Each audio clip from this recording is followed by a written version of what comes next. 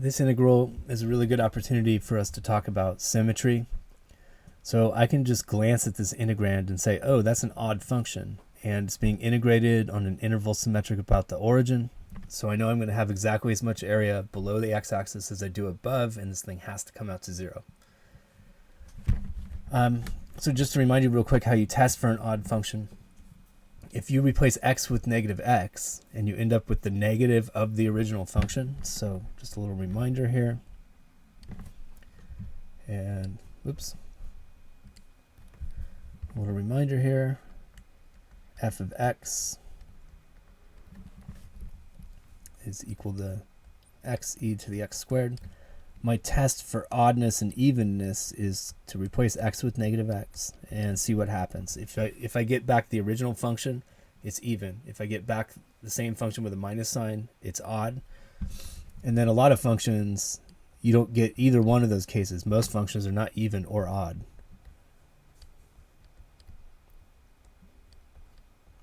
All right, so I replace x with negative x and try to simplify. So I end up with negative x out in front. And when I square negative x in this exponent, I just get x squared. Well, that's just the negative of f of x.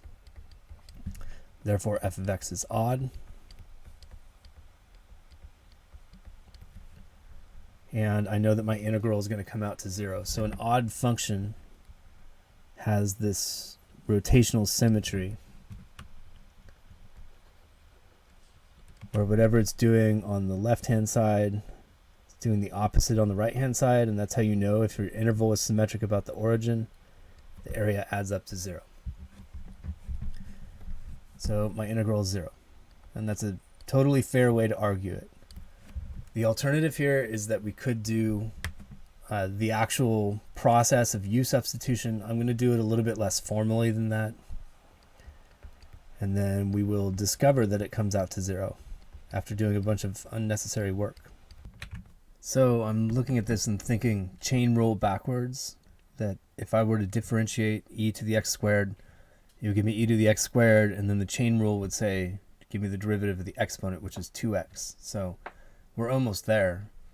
I'm going to go ahead and multiply by 1/2 on the outside, so I can put that 2 on the inside. And now it's guessable. I get 1/2. The antiderivative of this is just e to the x squared. Then I'm going to evaluate from -1 to 1.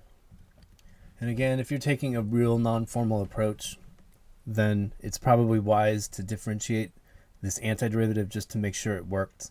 So the derivative of this will give me e to the x squared times 2x, and then the 1/2 is there to fix the 2, and I get what I started with. All right, then if I plug in the upper limit, I get e to the 1. If I plug in the lower limit, I get e to the -1 quantity squared, which is just e to the 1. And it comes out to 0, which I knew was going to happen by symmetry.